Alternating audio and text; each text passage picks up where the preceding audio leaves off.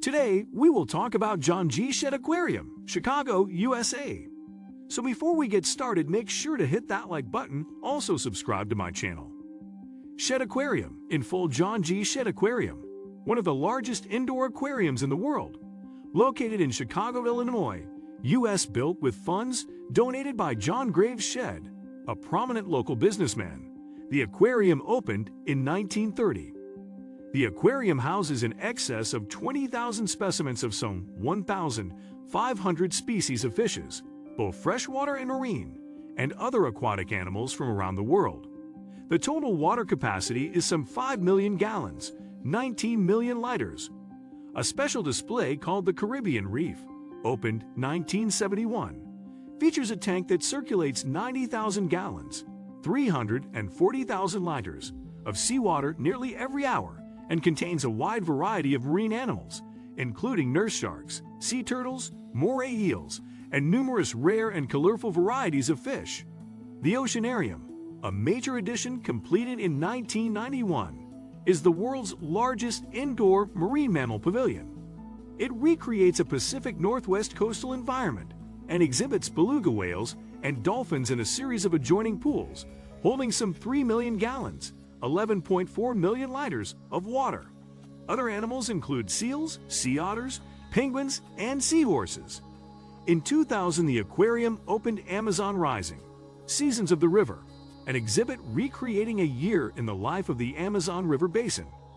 3 years later, a wild reef exhibit was inaugurated, with 26 interconnected habitats that allowed patrons to explore a Philippine coral reef. Historical background: the earliest known aquarists were the Sumerians, who kept fishes in artificial ponds at least 4,500 years ago. Records of fish keeping also date from ancient Egypt and Assyria. The Chinese, who raised carp for food as early as 1000 BCE, were probably the first to breed fish with any degree of success. Their selective breeding of ornamental goldfish was later introduced to Japan, where the breeding of ornamental carp was perfected. The ancient Romans, who kept fish for food and entertainment, were the first known marine aquarists.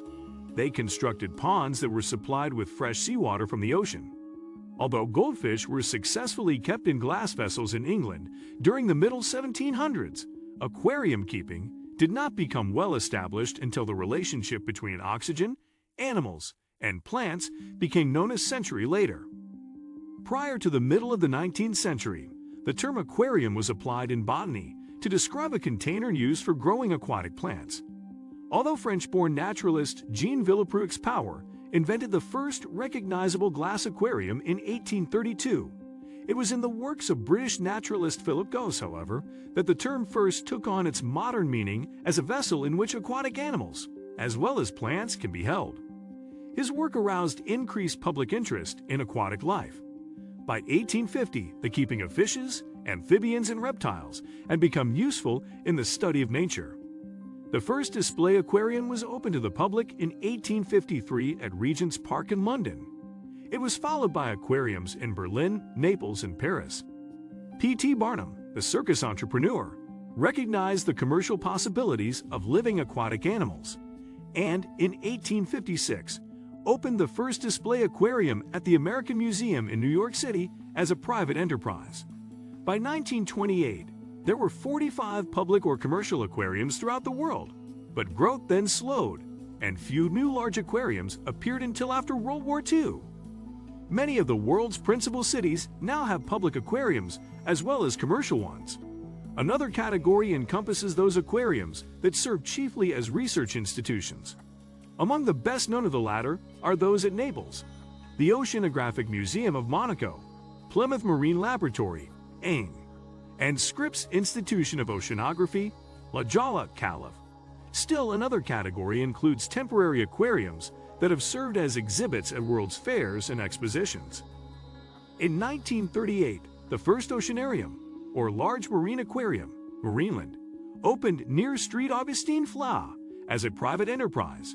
It featured a giant community fish tank and trained dolphins. The Seaquarium Miami is similar. The emphasis in this type of aquarium is on very large tanks, up to 1 million gallons each, in which a great variety of fishes, is placed with no attempt to separate them. In the formal aquarium, the shed aquarium, Chicago, the kinds and types of fishes are separated in most of the exhibits. Design and architecture. The first containers specifically designed for aquatic specimens were the strictly functional open-air tanks used by the Romans to preserve and fatten fish for market.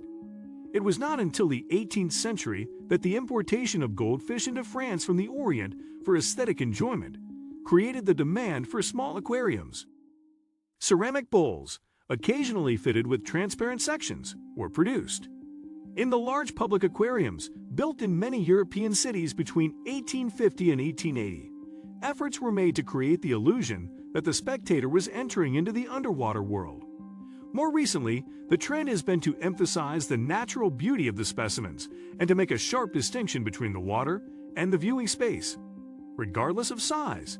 Whether a small jar with a capacity of less than 1 gallon or a huge tank with a capacity of more than 1 million gallons, aquariums must be constructed with care. Many substances, especially plastics and adhesives, non-toxic to humans, are toxic to water-breathing animals. Glass is probably the safest basic material, although polyethylene, polypropylene, acrylic plastics, plexiglass, and fluorocarbon plastics are normally non-toxic. Fiberglass has been widely used and is non-toxic if properly prepared. Adhesives for sealing include epoxy resins, polyvinyl chloride, silicone rubber, except for certain colored preparations, and neoprene. Metals are not usually used, especially in seawater, which is highly corrosive. Stainless steel, however, has a low toxicity and is often used, especially in freshwater systems. What do you think of our video? Let me know in the comment section below. Before you go, please hit the like button and subscribe to my channel. Thanks for watching.